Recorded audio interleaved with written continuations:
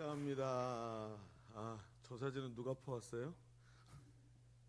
감사합니다. 제가 실수를 했네요. 강대상 달라 그랬는데, 제 앞에 저보다 키 큰 사람이 있다가 내려가면 기분 나쁜데, 괜히 강대상 달라 그래가지고 그러네요. 너무 반갑고 감사합니다. 아이고, 이렇게 얼굴을 뵈니까, 아이고, 이렇게 아는 얼굴이 많으시네요. 또 너무 반갑고 기쁘고, 아이고 참 너무 감사합니다. 아니 얼굴 한 분 한 분 얼굴 본이라고 지금 말을 시작을 못 하고 있네. 그래요. 감사합니다.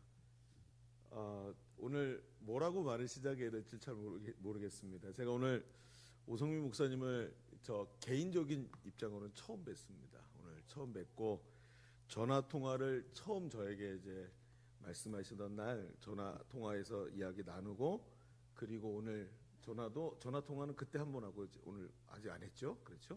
왜 이제 말씀을 드리냐면 우리 짠 거 없어요. 짠 거 없다고 미리 말씀드리는 거고, 너무나도 그리웠고 감격스러운 우리 영진교회 다시 이렇게 강단에 세워주셔서 하나님께 감사드리고, 물론 우리 초대해 주신 우리 영진교회 성도들과 우리 오성민 목사님께 감사드립니다. 오늘 아무쪼록 하나님이 은혜 주셔서 피차간에 큰 은혜의 시간 되시기를 축복합니다. 먼저 정말 우리 영진교회 설립 50주년을 진심으로 축하드립니다. 정말 귀한 집회의 말씀 전할 수 있게 돼서 참 영광스럽습니다. 제가 오늘 여기 23년 만에 이 앞에 길을 다시 걸어갔네요. 목사님하고 23년 만에 길을 걸어갔고 너무 감개무량해서 감동이 되더라고요. 이 지역이. 제가 영진교회에서 딱 2년 반, 3년 채 못 되게 사역을 했는데 그게 이렇게 강력했었나 하는 생각이 들 만큼 저의 목회와 인생에 큰 영향력을 미친 교회가 우리 영진교회입니다. 특별히 저도 물론 제가 제 모교회로 돌아갔습니다만 지금도 그 교회에 있습니다만 제가 사역을 하면서 얼마나 어렵고 힘든 일들이 많았겠습니까? 어려운 일이 있을 때마다 영진교회의 따뜻함이 항상 생각나더라고요. 제가 결혼하자마자 신혼 때 결혼하고 아이들 낳기 전에 왔어요. 신혼집에 들어갔고 수리를 싹 마쳤는데 결혼하고 나서 이 다음 주인가 여기 가서 주일날 오후에 설교하라 그래가지고 전도사를 왜 부르실까 그렇게 하고 설교를 했는데 끝나자마자 다음 주부터 출근해 그러시더라고요. 그리고 신혼집 다 뒤집어 엎고 왔어요. 그리고 그때 시작이 된 거고 그 덕에 신혼여행도 못 갔습니다. 그래서 저희는 매해 신혼여행을 가고 있어요. 지금도. 근데 그렇게 와가지고 2년 반을 사역을 하면서 그때 당시도 전도사님 사례비로는 아쉽지 않게 주셨지만 굉장히 부족하잖아요. 항상. 그런데 기가 막힌 건 성도들이 아유 정사님 저 책 사보세요. 사모님한테 이렇게 좀 필요한데 쓰세요 하고 찔러주는 게 사례비보다 더 많았어요. 돈이 최고입니다. 그러니까 지금 생각해 보면 얼마나 사랑을 많이 받았는지 사랑받은 것만 생각나는 데가 영진교회입니다. 그래서 지금도 이번에 저희 교회도 지금 설립 45주년인데 이번 주에 임직식이 있어요. 장로님 3분, 안수 집사님 5분, 그리고 권사님 8분, 18분 이렇게 세움을 받는데, 근데 제가 오늘 얼마나 바쁘겠습니까? 교회 리모델링 해갖고 저희는 의자 싹 바꿨거든요. 오늘 다 들어왔어요. 오늘 오기 전까지 그 의자 나르고 줄 잡다가 왔는데 저도 정신이 없는데 영진교회에서 와주십시오 그러니까 다 뒤로 미루고 그냥 버선발로 뛰어오듯이 왔습니다. 이게 지금 제가 제 마음을 표현하는 겁니다. 그만큼 우리 영진교회를 향한 제 마음이 뜨겁습니다. 사랑합니다. 아멘. 오늘 처음 봤는데 저 인간이 무슨 사랑한다고 말하나 이렇게 생각하시는데 저는 그런 마음으로 오늘 이 자리에 왔다는 것을 말씀드리고 싶습니다. 정말 영진교회에서 정말 당시 청년들과 너무 귀한 만남을 통해 열심히 선교 활동을 하고 그때 피차에 굉장히 많이 성장했고 청소년들 중고등부 사역하면서 청소년 사역의 의미와 정말 재미를 그때 많이 느꼈었죠. 그리고 모이는 회집하는 인원도 늘어나는 것을 보면서 너무 기쁘고 감사한 사역들을 했습니다. 그러다가 저희 모교회 장로님들이 한번 찾아오셨어요. 왔는데 모교회가 교회 변화를 시도하는데 사역자가 필요하다는 거예요. 아니 전도사님들 많은데 다 불러 쓰십시오. 했더니 다른 사람 부르라 그랬더니 교회가 많은 에너지가 필요하다고 하면서 2번이나 저를 찾아오신 거예요. 그래서 제가 거절을 했죠. 나는 영진교회에서 약속한 게 있고 그때가 4월 달이었는데 지금 가면 어떡하냐, 말도 안 되지. 근데 그 장로님들이 와서 위기에 대해서 얘기를 하더라고요. 위험하다 지금 교회가. 그래서 저희 아버지가 목회하시는 교회인데 위험하다고 하니까 어떻게 합니까? 그래서 정말 영진교회 눈물을 머금고 그때 이제 지금 원로 목사님이시죠. 담임 목사님께 말씀을 드리고 교회를 사임하고 돌아가게 됐습니다. 정말 석별을 하고 모교회로 가서 담임 목사 추대를 10년 후에 받게 됐고요. 지금 23년 동안 23, 4년 정도 사역을 이어오고 있습니다. 이 시간 이런 얘기들을 먼저 이제 드리고 앞에다 깔고 좀 시작을 해야 되는데, 저는 참 교회를 좋아하는 사람입니다. 저는 영어로 말하면 처치맨이라고 말할 수 있는 사람, 세상에 소망이 교회에 있다고 믿는 사람입니다. 사람들은 교회를 통해 복음을 듣고 구원받아 하나님의 자녀가 되고 예수 그리스도의 제자가 됩니다. 그게 교회의 역할입니다. 그리고 교회를 통해 가정이, 나라가, 열방이 주님께 돌아오게 됨을 저는 믿습니다. 이렇게 땅끝까지 복음을 전하는 귀한 일을 위해 하나님께서 위대하게 사용하신 교회가 성경에 하나 나오는데, 오늘 우리가 읽은 말씀에 나오는 예루살렘 교회입니다. 예루살렘 교회는 대단한 교회였지요. 복음의 뿌리가 되는 교회, 처음으로 성령 충만을 받은 교회, 복음을 증거하고 하루에 3,000명이 회개하고 죽은 자가 살아나는 능력의 교회, 사방에다가 복음을 전한 최초의 교회, 정말 복음의 체계를 세운 교회. 그 외에도 예루살렘 교회의 위대함은 정말 말로 표현할 수 없을 정도로 많습니다. 그러나 여러분, 예루살렘 교회는 그럼에도 불구하고 실제로 정말 많은 문제가 있었던 교회입니다. 아나니아 삽비라 사건 기억하시죠? 부부가 땅을 판 돈을 사도들 앞에 갖다 놓고 거짓말을 했습니다. 성령이 역사하고 계시는데 그 안에서 저 사람이 바나바가 돈을 갖다가 바쳐서 칭찬을 받고 그 지위가 올라가고 사람들이 존경하는 걸 보고 자기 신들도 따라했는데 그게 어떻게 됐어요? 거짓말이 되어버렸어요. 자신들의 믿음의 한계를 넘어가 버린 거죠. 그뿐 아닙니다. 구제에서 빠지는 문제 때문에 히브리파 과부들과 헬라파 과부들이 머리끄댕이 잡고 싸우는 일이 벌어졌습니다. 얼마나 먹을 거냐 문제 때문에. 그뿐입니까? 나중에는 하나님께서 베드로를 감옥에서 탈옥을 시켰는데 교회가 베드로를 위해서 기도하죠. 하나님 베드로를 살려주십시오. 그리고 기도를 하는데 베드로가 정말 하나님께서 탈옥을 시켜가지고 교회로 보내졌단 말이에요. 밖에 교회 베드로가 와서 두들기면서 나 좀 문 좀 열어주셔 그랬더니 뭐라고 얘기해요? 안에서요? 네가 헛것을 봤다. 베드로의 천사가 온 것이다. 이렇게 말하면서 자기들이 기도하면서도 기도의 응답이 온 걸 믿지 못한 그런 믿음의 체계를 갖고 있던 교회가 예루살렘 교회입니다. 여러분 한번 보시죠. 이 정말 위대한 교회 맞습니까?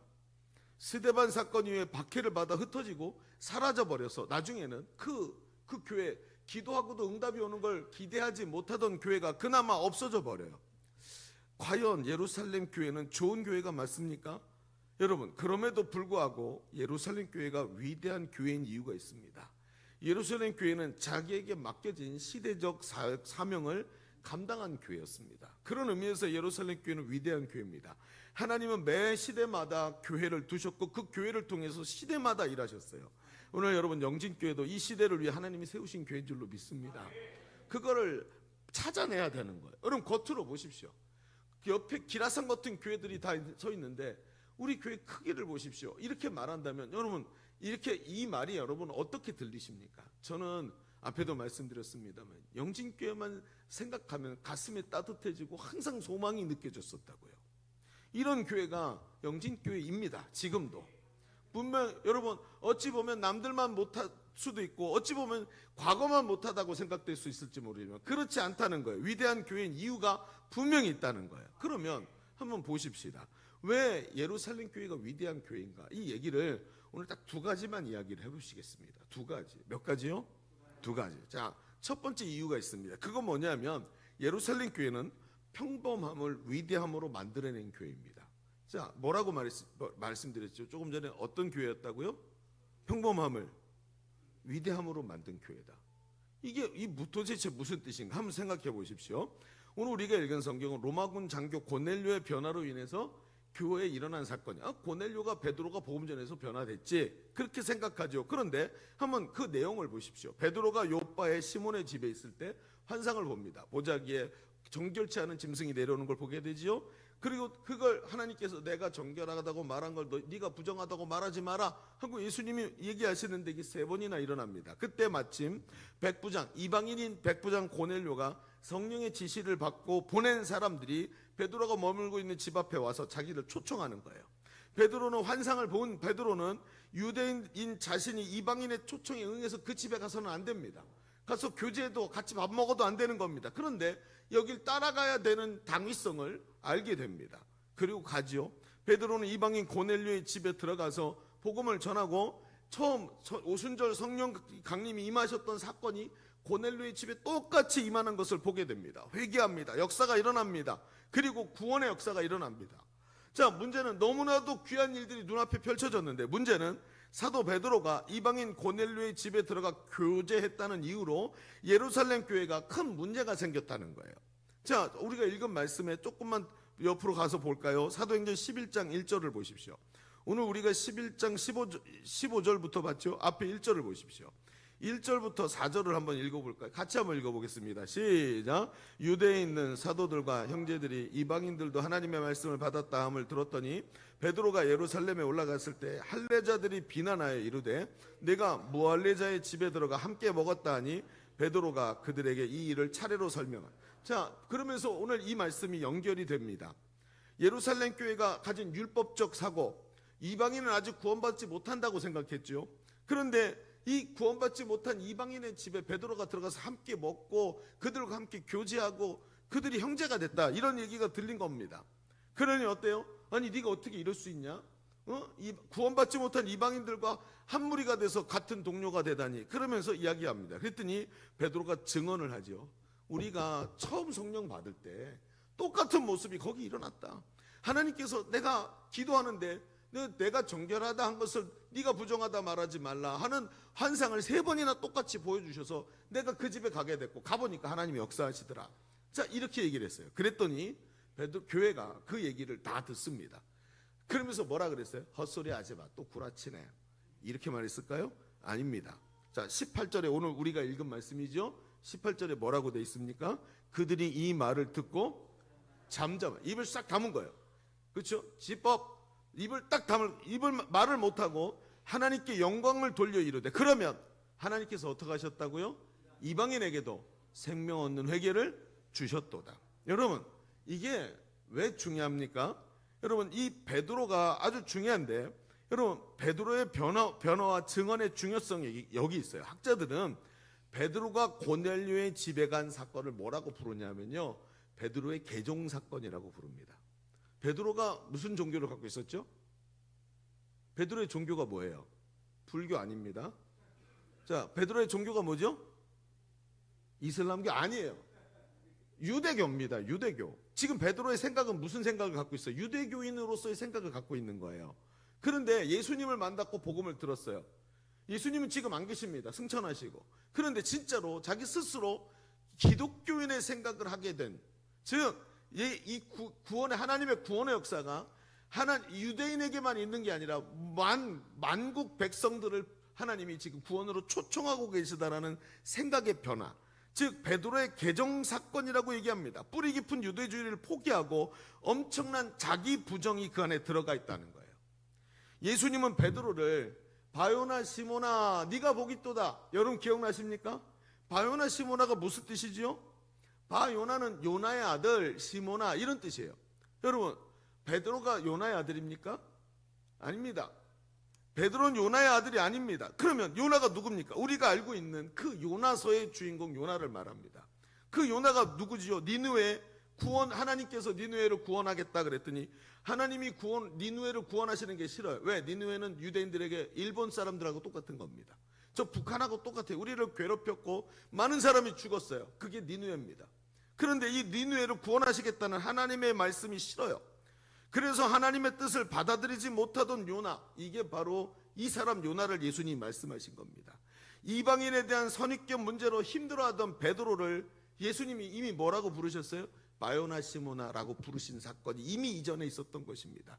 베드로가 지금 오버랩되고 있는 것이죠. 이런 베드로가 지금 예수님은 이렇게 이방인 문제 때문에 고민할 것을 아셨고, 하나님은 이 베드로를 통해서 이 유대인 머리끝부터 발끝까지 유대교로 뭉쳐있던 베드로가 예수 그리스도를 증언하고 이방인을 주님께 돌아오는 첫 번째 뚜껑을 열 사람으로 예수님이 부르고 계셨던 거예요.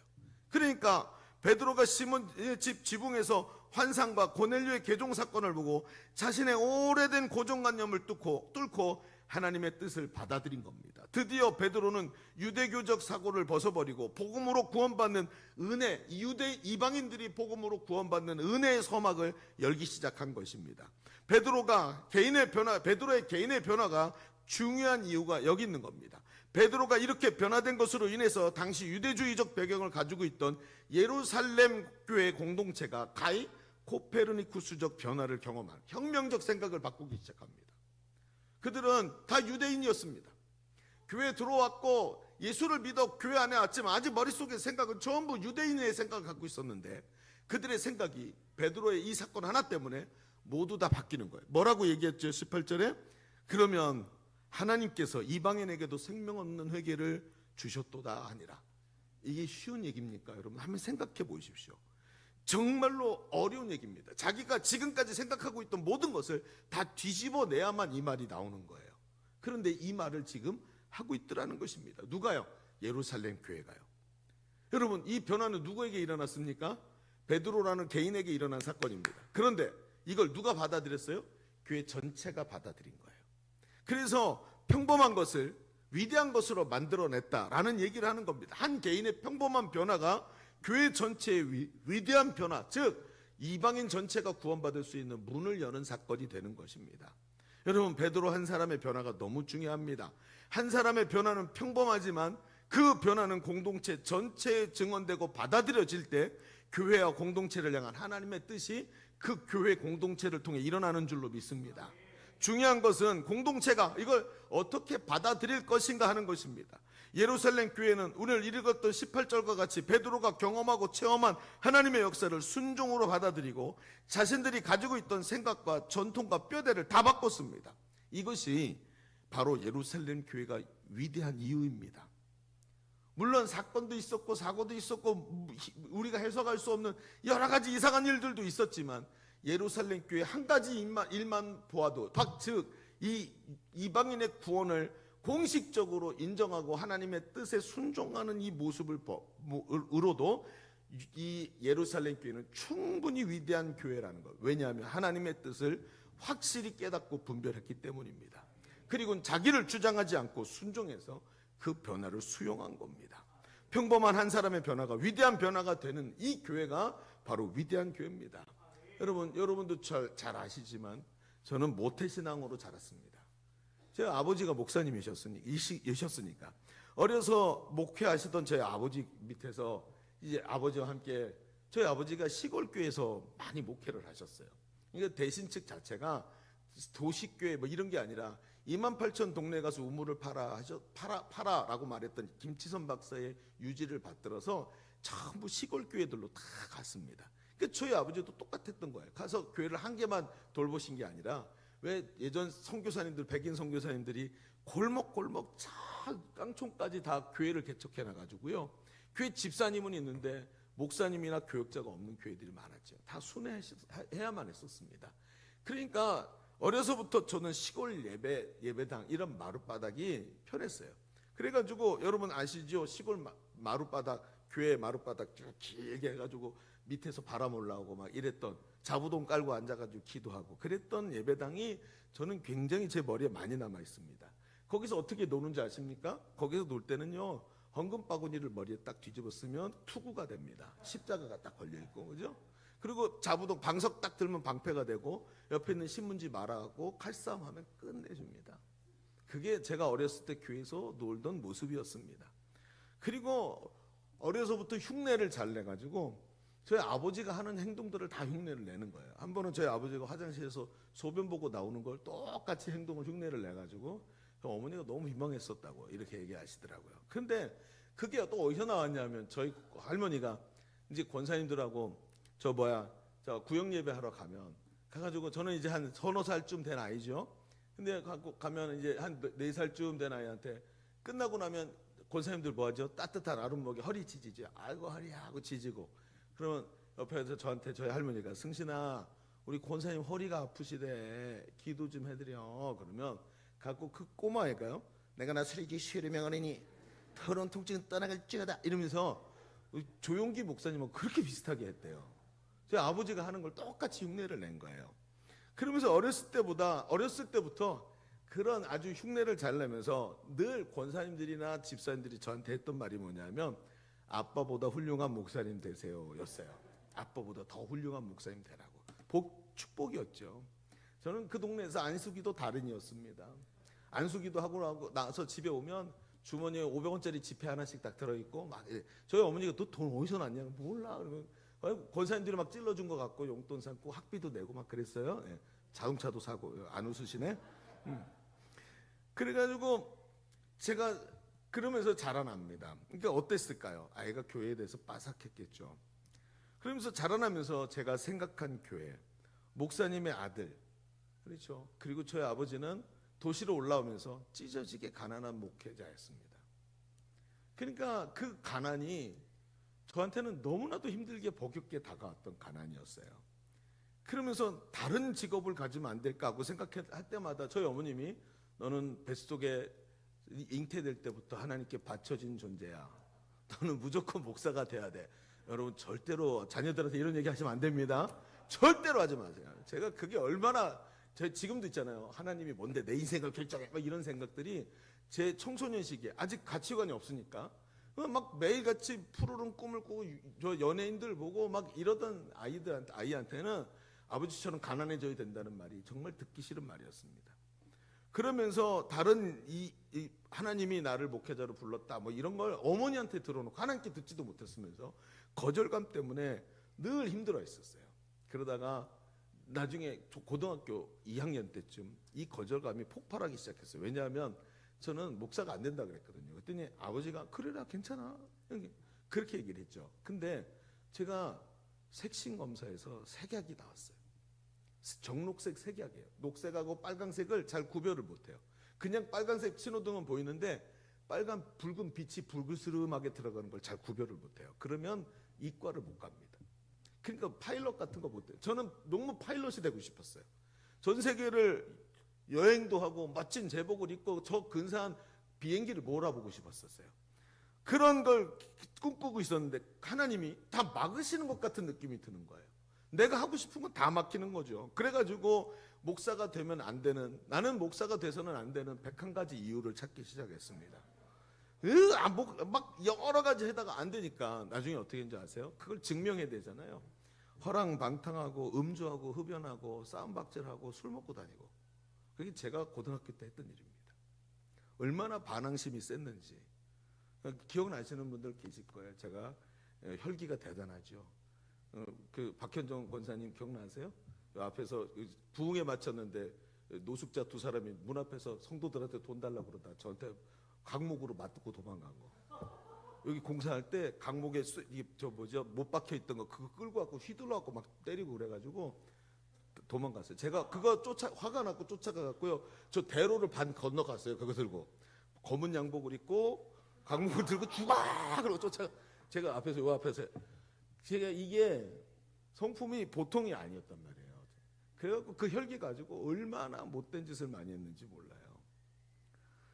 그러면서 나중에는 그렇게 신학교를 끌려가놓고 신학교에서 가기 싫은 신학교에 억지로 끌려가가지고 거기서 앉아가지고 제 별명이 강승신 얘는 누구야? 왜냐하면 하도 시험에 안 들어오니까 다 F 맞았죠 뭐. 그래갖고 뭐 안양대를 다시 들어간 거예요. 그래서 제가 97학번 우리 목사님이 01학번이시래요. 가까운 후배였습니다. 알고 보니까. 근데 그래놓고는 군대에 끌려갔어요. 군대 가서 목사님 아들이라고 신학교 나왔다고 다 F인데 군종병으로 차출이 됐네요. 그 교회에서 전도사로 억지로 막 일부 막 새벽기도 설교 매일 해야 되고 여러분 그러다가 믿음이 생겼어요. 억지로 끌려갖고 군종병 하다가 근데 기가 막힌 건 그러면서도 제가 금연을 하지 못하고 그리고 그 안에 반항심이 끊이지가 않는 거예요. 나가서도 목사는 안 된다. 그리고 뭘 할까 꿍꿍이를 하고 있었어요. 그런데 제가 병장 제대를 한 3, 4개월 남겨놓고 범민이 오기 시작했어요. 여러분 범민의 특징이 뭐냐면 밥도 먹기 싫고 잠도 안 오고 너무 근심이 되는데 왜 근심하고 있는지 몰라요. 그냥 심령이 범민이 시작이 된 거예요. 그걸 가지고 죽도록 고생을 하다가 그러다가 시간이 지나고 제대를 했어요. 제대하던 날 커피숍에 앉아서 제 동기들하고 이제 헤어지면 마지막이니까 이미 술 하나 이만큼 꼬라가지고 그냥 그러면 군인이 한 4-5사람 들어갔더니 커피숍에 앉아있던 분들이 다 도망가더라고요. 그때는 커피숍에서 담배를 필 수 있었거든요. 그리고 같이 앉아가지고 얘기를 나누다가 담배 한 대씩 쫙 피고 이렇게 있는데 이제 헤어지면 끝이니까 그러니까 앉아서 한 녀석이 말을 시작했어요. 나는 군악대인데 트럼본을 전공했는데 이제 대학으로 들어가서 트럼본 다시 하고 교수가 될 거야. 이런 얘기를 시작을 하는 거예요. 옆에 있던 애가 나는 금융가에서 일했는데 뭐 어쩌고저쩌고 하다가 맨 마지막에 제 이제 차례가 된 거죠. 근데 제 동기들이 다 알아요. 저 아버지가 목사인데 개같이 살거든요. 저 뭐라고 말할까? 근데 제가 그때 담배를 피고 있었어요. 근데 제가 그러다가 가만히 있다 내 차례니까 이렇게 가만히 있다가 나 담배를 딱 벌고 목사 될 거야. 미쳤지. 나는 이 말을 진짜 안 하고 싶었거든요. 죽을 때까지 이 말은 안 한다. 저 조금 전까지 그렇게 생각했어요. 제 입에서 툭 튀어나와 버렸어요. 그런데 그 말이 툭 튀어나오면서 제 안에 내면이 확 변한 거예요. 그 순간요. 그러면서 이렇게 말했어요. 이 담배가 이제 내 인생의 마지막에 하고 딱 껐어요. 그런데 제가 그렇게 담배를 끊어보려고 노력해도 안 되는 게 그날 그 시간 끊어졌습니다. 나중에 알게 된 사실인데 저희 어머니가 100일 동안 금식 기도를 하셨어요. 하나님, 이 아들 목회자 만드신다 그랬잖아요. 이 제대해야 되는데 군대 가기 전에 그 개차반 인생 계속 살면 이제 돌이킬 방법이 너무 멀어집니다. 그러면서 100일 동안 금식 기도를 하신 거예요, 새벽에. 그리고는 이게 더 땡기지도 않고 냄새만 맡아도 역하기 시작한 거예요. 그 많은 분들이 똑같은 얘기 하시죠? 그렇게 된 거예요. 그리고 나서 더 기가 막힌 건 그때부터 제가 이상하게 다시 신학교에 가야 되겠다라는 생각이 들기 시작했어요. 그러면서 하나님께 기도를 하면서 이렇게 했어요. 하나님, 그래요. 하나님 이기셨어요. 제가 목회자가 될게요. 하나님 순종할게요. 그 대신요, 하나님, 제가 우리 아버지처럼 가난한 목사는 되고 싶지 않아요. 우리 아버지처럼 가난한 목사는 싫습니다. 그러니까 저를 대단한 목사, 우리 어렸을 때 권사님들이 말했던 것처럼 아버지보다 더 훌륭한 목사, 다른 말로 뭐지요? 만명교회 설교자 되게 해주세요. 제 구체적인 기도 제목이었어요. 그러면 제가 순종할게요. 만명교회 설교자 되게 해주세요. 그렇게 하면서 그때 조용기 목사님 뭐 이런 분들이 굉장히 이름이 높았으니까 그런 분들의 로망을 꿈꾸기 시작했어요. 그러면서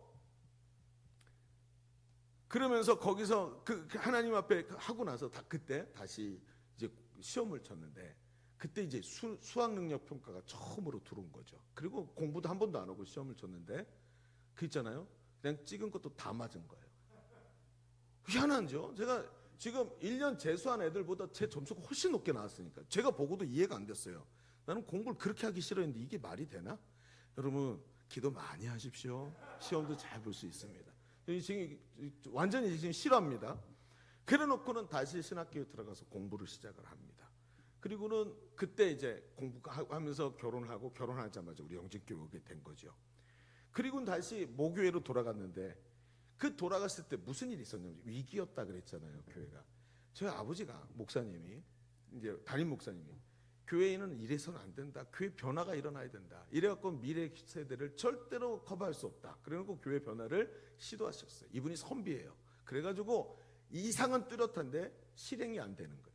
시행을 했는데 이게 감이 없는 거죠. 그래서 미래 세대는 뭐가 돼야 되는데 그러니까 교회가 이대로는 안 되는데 변화를 시작하겠다고 시작을 했는데 막 성가대 없애고 찬양팀 만들어 놓고 막 구역제도 뒤집어 엎고 다 했는데 뒷수습이 안 되는 거예요. 성도들이 어떨까요? 막 교회에서 막 꽹가리 치는 소리가 나기 시작하고 막 전자기타 치고 막 이러고 하는데 뭐가 하나도 안 들어맞으니까 성도들이 피곤하니까 다 교회를 떠나고 막 목사님 못 있겠어요 가고 막 그런 거죠. 전통교회였으니까. 지금 저희 교회도 45년 된 교회니까 그때만 해도 한 25년 된 겁니다. 그러니까 이런 교회 못 있겠다고 다 나가기 시작한 거예요. 그러면서 그때 변화를 시도를 하다가 실패했다라고 이제 선언할 수밖에 없는 순간이 온 거예요. 근데 이걸 멈출 수는 없잖아요. 그러니까 목사님 아들 데려와라. 그래가지고 이렇게 됐던 거예요. 끌려갔어요. 근데 기가 막힙니다. 막 중구난방에 난리가 났어요. 그런데 그때 뭘 소개받았냐면, 아시는 분도 계실 텐데요. 부산의 풍성한 교회 두날개 프로세스라는 걸 저희가 소개를 받았어요. 교회가 이렇게 하면 건강해진대더라.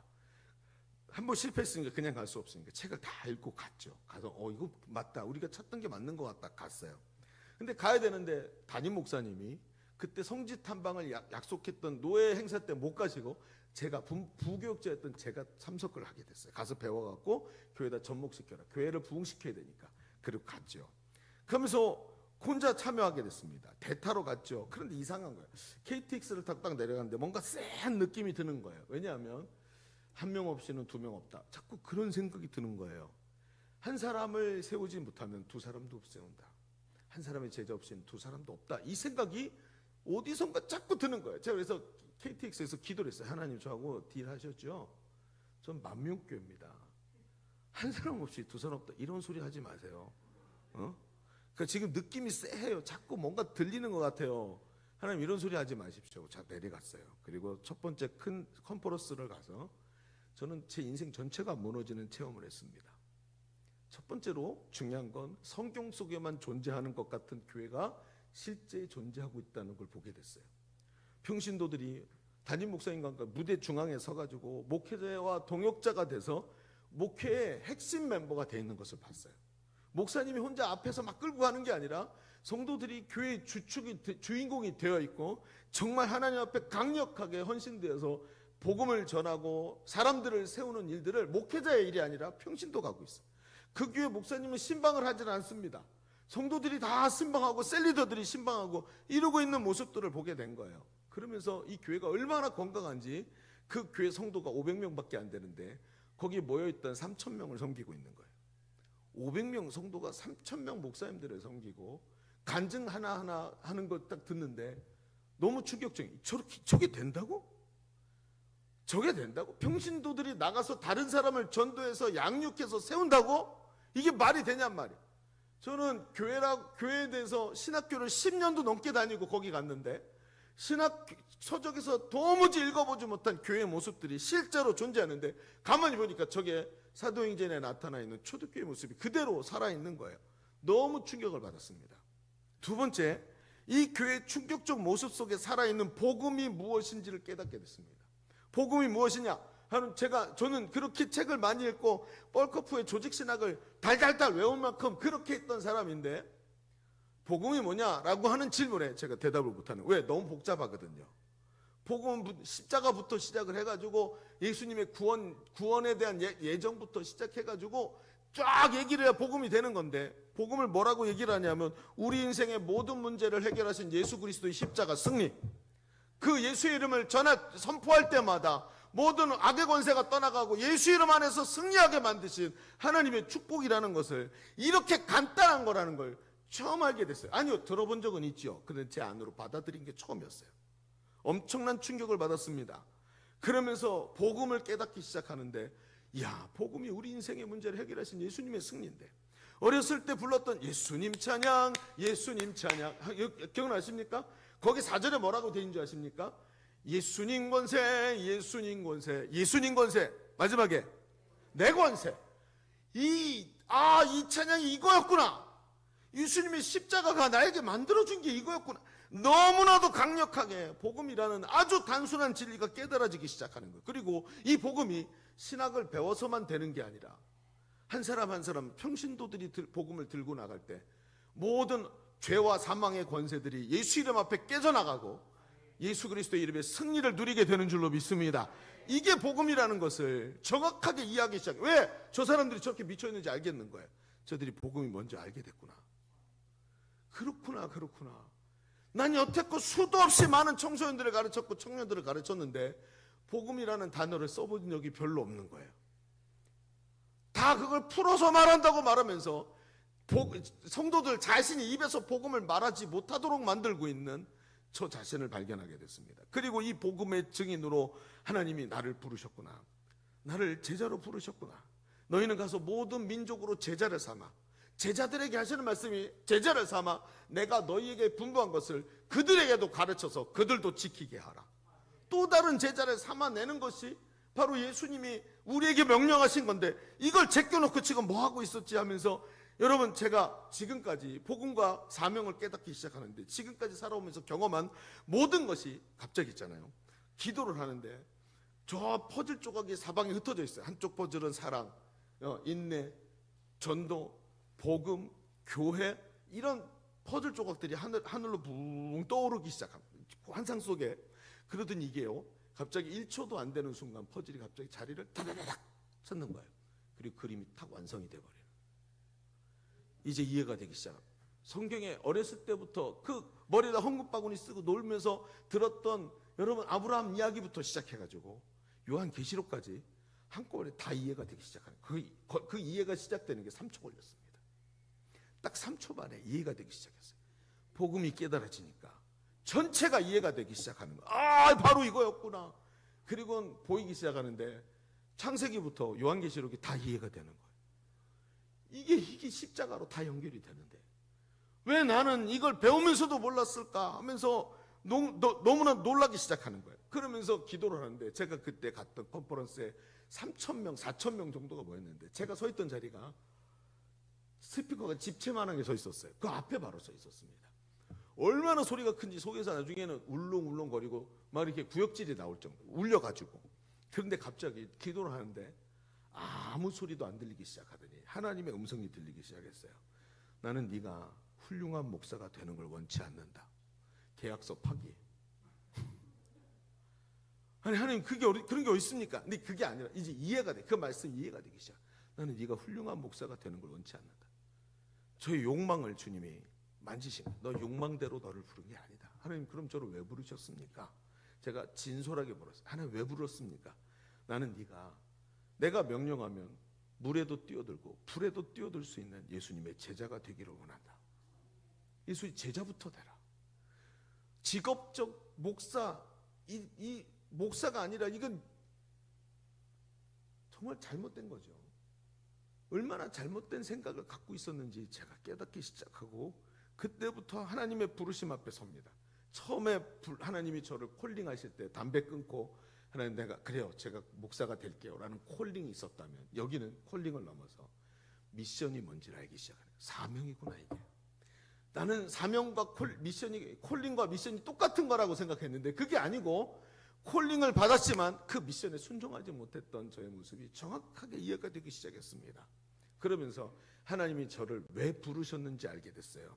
이 복음이 전 세계를 향해 나가서 땅끝까지 복음이 전해지고 제자를 삼아야 되는데 이 제자 삼기 위해서 하나님께서 이 땅에 지으신 게 뭐냐 하면 그 로켓을 만드셨는데 로켓에다가 이 복음을 실어서 발사대에서 팍 발사해야 되는데 이 발사대가 바로 교회라는 것을 알게 됐어요.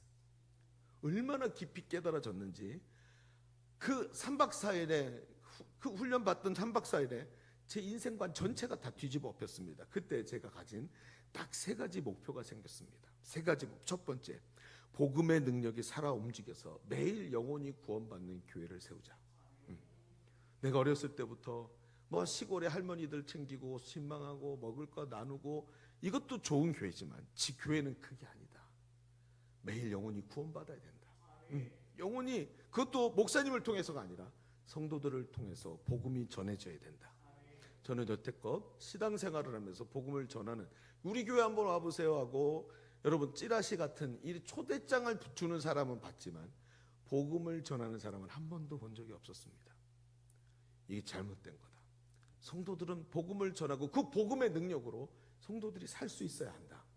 예수의 이름으로 기도할 때마다 기도 응답이 오고 귀신이 떠나가고 질병이 고쳐져야 하는 줄로 믿습니다.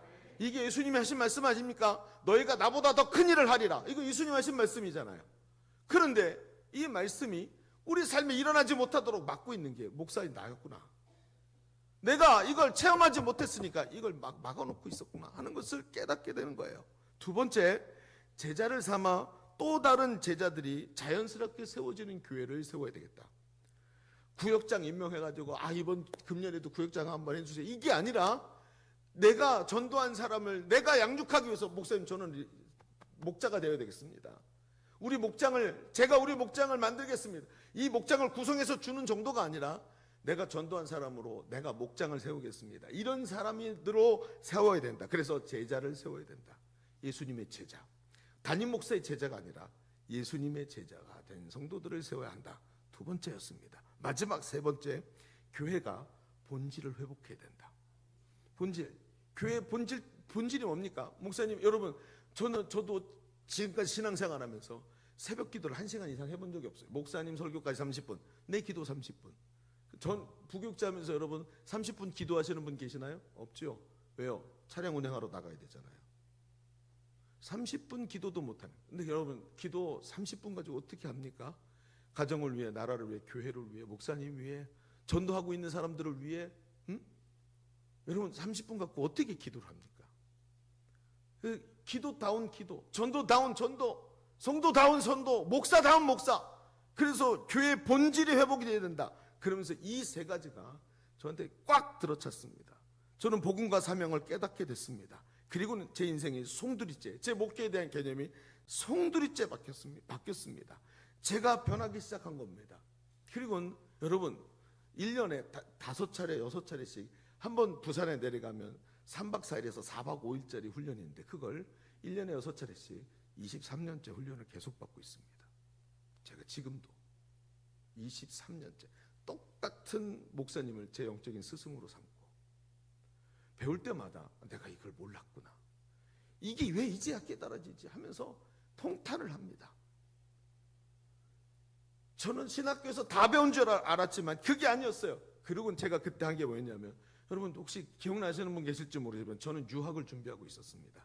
그때 그 유학이라는 화두가 저한테 너무 컸고, 그 다음에 만명교회 설교자 되려면 유학은 기본적으로 갔다 와야 되죠. 유학을 꿈꾸고 영국에 있는 에든버러에다가 교회를 대놓고, 거기에 목사님이 없었고 영국에 목사님 그때도 없었으니까 보수적인 신앙을 갖고 영어로 설교만 하면 된다 그러니까 영어 공부하면서 거기로 가서 거기서 목회하면서 거기서 박사학위 따갖고 올 생각으로 준비를 하고 있었어요. 그런데 제가 그 미션을 정확하게 깨닫고 유학을 단 30분 만에 던져버렸습니다. 기도하다가 난 절대로 유학 안 간다. 가서 15년 20년 최소한 15년 공부하고 돌아오면 아이들도 다 컸고 내 나이가 40대 중반이다. 그러면 50 되는데 무슨 목회를 하나? 제자 한 명을 키울 수 있겠나? 못한다. 난 절대로 유학 안 간다. 딱 던져버렸습니다. 그리고 예일교회 가장 작은 방, 사람이 꾸역꾸역 모여 앉으면 9명 앉는 그 방에서 10년간 4명, 6명, 12명 놓고 제자를 양육하기 시작했습니다. 그리고 행복모임이라고 이름 붙여놓은 전도 소그룹을 제가 하나씩 인도했는데, 오늘은 여기서 모이면서 집사님, 권사님 와보세요 하고 전도 소그룹에서 복음을 전했습니다. 복음을 전하는 걸 보여주고 복음을 또 전하고 일주일에 전도 소그룹을 14개, 15개씩 하고 양육 훈련을 계속하면서 여러분 하루에 4시간을 잤습니다. 제가 제일 많이 잔 날이 하루에 4시간이었습니다. 4시간을 자고 새벽 기도하고 일어나서 박사학위도 땄으니까, 목사님 지금 같은 선생님 배우고 있더라고요. 우리 같은 게 너무 많아요. 얼굴도 좀 비슷하다고 말하면 목사님이 좀 짜증나겠죠? 네. 그렇습니다만 그렇게 했고 학위 공부 아니라고 하면서 하루에 4시간, 3시간을 잤어요. 나중에 어떻게 됐냐면 제게 심혈관이 막혀서 급성으로 심근경색이 와가지고 병원에 끌려가고 여기 스텐트 인조인간 됐습니다. 심혈관 2개를 심었어요. 잠을 안 자니까 그렇게 되더라고요. 그러면서도 그렇게 가르치기 시작했습니다. 제가 복음을 전하는 데 있잖아요. 너무 기가 막힌 일이 벌어지는 거예요. 예수 이름 복음을 전하는데 복음이 강력하게 전해지고 아픈 사람을 위해서 손 얹고 기도하는데 그 자리에서 질병이 떠나갔습니다. 귀신이 떠나가는 거예요. 하루 이틀 보는 게 아니라 예수의 이름만 선포하면 나타나기 시작합니다. 그때 깨달아진 게 뭐냐면 열두 혈루증 앓던 여인을 여러분 기억하십니까? 열두 혈루증 앓던 여인이 예수님께 옷자락에만 손을 놔도 낫겠다는 믿음으로 갔다 그랬죠. 그 앞에 보잖아요. 사람들이 자꾸 예수님께 가까이 와서 예수님이 배에다 올라서시고 물에다가 배를 띄우고 가르쳤다 그랬어요. 왠지 아십니까? 예수님께 능력이 나타나니까 예수님 옷에 자꾸 손을 대려 그러는 거예요, 사람들이. 그러면 혈루증 앓던 여인이 예수님의 옷에 손만 댈 때 옆에서 수많은 사람이 뭐 하고 있었어요? 밀치고 있었다 그랬죠. 그렇죠? 밀치고 있었는데 밀치고 옷에 손을 대고 있어요. 왜? 이 여자가 똑같은 마음으로. 그런데 왜 이 여자에게만 능력이 나갔는가? 왜 이 여자에게만 하늘의 능력이 나갔는가? 이 문제가 해결되기 시작하는 거예요. 아, 그렇구나. 예수님이 뭐라 그랬어요? 네 믿음이 너를 구원했다. 예수 그리스도 그분이 하나님의 능력이라는 것, 그거 하나만 믿는 것만으로도 강력한 역사가 일어나고 예수 그리스도가 구원인데 그걸 말하지 않고 수많은 신학사상에 빠져 있었던 이 게을러 터진 인간이 보이기 시작하는 거예요. 그러면서 복음을 복음답게 전하면서 영혼이 구원받고 사람들이 변화되기 시작합니다. 그러고 나서는 어떻게 하냐면 또 거기에 함께 참여했던 권사님들에게 권사님, 이거 권사님이 해야 되는 겁니다. 집사님이 이거 하셔야 되는 겁니다.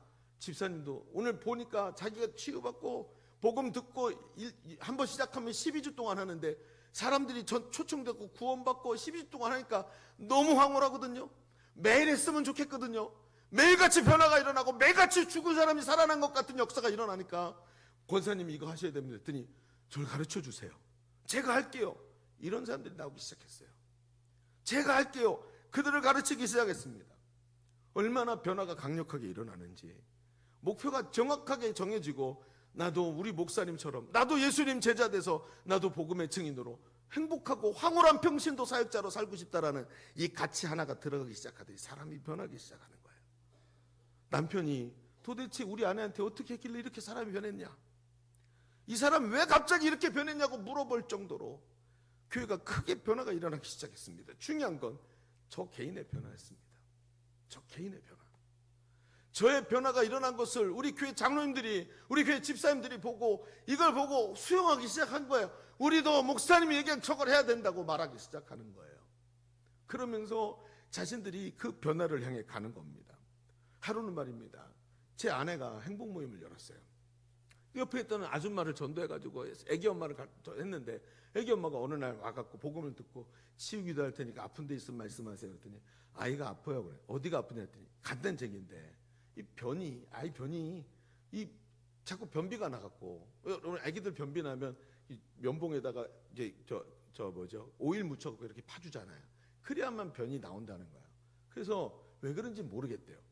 그래가지고 앉혀놓고 애를 안고 머리에다 손 얹고 아이한테 기도하는, 제 아내가 기도한 거예요. 제 아내가 저의 첫 번째 제자입니다. 그러니까 저한테 완전히 정확하게 훈련 받은 거예요. 부부싸움 안 했어요. 걱정하지 마세요. 훈련하면서 부부싸움 했냐고 물어보더라고요. 근데 그리고 나서 손 얹고 기도를 해준 거예요. 뭐라고 기도했냐면 이 더러운 질병, 아이에게 변비를 일으키는 질병은 원인을 알지 못하나 그 원인부터 치유될지어다. 예수를 명하노니 치유될지어다. 예수의 이름에 권세로 명하노니 치유될지어다 하고 명령하면서 기도를 한 거예요. 기도가 딱 끝났어요. 그리고 헤어졌어요. 그 다음날 아침에 밥을 먹는데 바로 옆집 살았거든요. 누가 와서 문을 두드리길래 언니 그런 거 봤더니 어제 그 베스트예요. 그 이제 전도대사인데 왔는데 손에 기저귀를 갖고 왔어요. 거기에 뭐가 있었냐면 아예 똥이 있었습니다. 우리 가족은 밥 먹고 있었습니다. 언니 봐요 기적이야. 그러면 그거 기적이 맞잖아. 아니 기적 무슨 기적이냐 했더니 아이가 자력으로 변을 봤는데 정상적인 변이 나온 거예요. 묽게 아이 변답게. 그러면서 들고 온 거예요. 보여주려고. 어제 기도받고 갑자기 이렇게 됐다고. 아니 너무 놀라가지고 아우 잘 됐네. 그리고 하나님께 영광이야. 근데 우린 밥을 숟가락을 다 놨죠. 밥 숟가락 다 놓고. 그래서 가서 봤어요. 아니 그러면 이제 얘기를 했는데 그 아주머니가 그러는 거예요. 근데 좀 이상한 일이 있대요. 왜 그랬더니 어제 기도받고 나서부터 모유를 먹였는데 모유가 바뀌었대요. 어떻게 바뀌었는데 그 유축기로 짜서 딱 보여주는데 그 전에 있었던 모유가 어땠냐면 너무 된 거예요. 걸쭉한 거예요. 그러니까 이게 이유가 나온 거죠. 아, 모유가 너무 돼가지고 아이가 변비가 걸렸던 거예요. 근데 그걸 우리는 몰랐죠. 근데 손을 얹고 기도했어요. 원인을 알지 못하지만 예수의 이름 명하노니 이 질병의 원인부터 치유되어라. 할렐루야. 너희가 내 이름으로 기도하면 내가 시행하리라. 이게 예수님 하신 말씀이에요. 그대로 된 거예요. 한두 번 이런 일이 벌어진 게 아닙니다. 책을 쓰라 그러면 치유된 것만 책이 성경책 두께만큼 나올 거예요. 얼마나 치유가 많이 일어났는지. 여러분, 제가 하루에 3시간 4시간 기도하는 사람 아닙니다. 그저 그 혈루증 여인처럼 예수의 이름의 권세를 믿었을 뿐입니다. 복음을 확신했던 것, 그거 하나밖에 없었어요. 그런데 이런 일이 벌어지기 시작했습니다. 그러면서 점점 이 교회가, 이런 일들이, 저에게만 일어났던 일들이 교회에 계속 퍼져나가기 시작하는 거예요. 여러분, 어떤 일이 벌어졌었냐면, 이 얘기를 하려면 또 밤새야 되니까 하지 맙시다. 그냥 뒤에 가서 좀 말씀을 조금 정리하시죠. 여러분, 저희 교회는 지금 45년 된 전통교회, 25년 됐던 전통교회였죠. 정통적인 장로교회였습니다. 교회는 변화라는 엄청난 시련 속에 들어갔습니다. 어느 날 어떤 일이 벌어졌냐면, 셀리더가 돼서 다 리더가 된다고 했는데, 여러분 50세 넘으신 이제 권사님들, 집사님들이 변화가 안 일어나는 거예요. 이분들이 너무 가슴이 아픈 거죠. 그러니까 자신들은 신앙생활을 오래 하면서 안수집사, 안수집사, 권사 왔는데, 예수 믿은 지 이제 1년 되고 2년 되고 3년 된 사람들이 셀리더가 돼갖고 엄청난 존경을 받아. 왜? 자기가 1년 된 사람인데, 예수 믿고 1년 됐는데 자기가 예수 이제 믿는 사람들 전도한 거야. 그러니까 자기는 예수 믿는 지 2년 됐는데 자기 셀 가족들은 예수 믿는 지 1년 된 거예요. 여러분, 예수 믿은 지 1년 된 사람들이 누굴 제일 존경할까요? 자기를 전도한 2년 된 자기 셀 리더를 존경하는 거예요. 장로님을 존경하지 않고. 어떤 일이 벌어졌을까요, 여러분? 그냥 교회 안에 이제 회오리 바람이 몰아치는 거예요. 그럴 수밖에요. 우리는 목사님이 시키는 대로 했는데 우리한테는 변화가 안 일어나고 저 사람들에게만 변화가 일어나니까. 그러니까 너무나도 힘든 시간들을 거칠 수밖에 없었어요. 그런데도 이제 이 얘기는 뒤에 가서 하십시다. 또 근데 그런 시간들을 쭉 경험하면서 너무 기가 막힌 건, 우리 집사님들, 권사님들이 이걸 인내하기 시작했어요. 왜냐하면 변화가 중요하기 때문에. 앞에 있는 청년들이 변화되는데, 앞에 있는 새로운 가족들이 변화되는데, 우리 원로 목사님이 처음 말씀하셨던 교회가 변화되고 돼야 되고 다음 세대를 준비해야 된다는 말씀이 눈앞에 일어나기 시작하는. 지금 저희 교회는 저와 함께 목숨도 같이 걸면서 또 다른 사람을 붙여주기만 하면 원숭이에게도 영접 기도를 시킬 수 있는 사람이 41명의 셀리더가 있습니다. 41명. 청소년, 어린이 빼고 청장년만 41명입니다. 거기에 사실은 청소년과 어린이가 더 잘 됩니다. 이 45년 된 교회인데, 한 번은 저희 두날개 선교 본부에서 저희 교회 이야기를 사례 발표해달라 그래서 조사를 하다가 우리 교회 평균 연령을 세봤더니 평균 연령이 39세예요. 평균 연령이 39세예요. 모든 성도가, 거의 대부분의 훈련받은 성도가 복음을 전할 줄 알고 자기 가족에게 복음을 전하고 친구에게 복음을 전하고 자기 자신이 그 전도소 그룹 리더가 돼서, 셀리더는 아니어도 전도소 그룹 리더가 돼서 다른 사람을 세우고 있습니다. 15명의 선교사를 파송하고, 이제 저희 그 두날개 선교회는 그 각 교회마다, 각 나라마다 선교 본부를 갖고 있어요. 근데 선교 지부를 갖고 있는데 그 지부에 교회를 세우는데 현지인 교회를 전도해서 세웁니다.